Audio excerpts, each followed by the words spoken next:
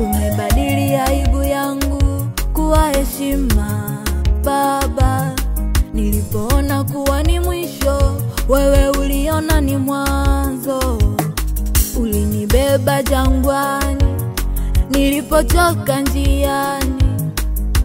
Aibu yangu ulifanya yako, na adui zangu wakawa adui zako. Hakuna kama wewe Bwana,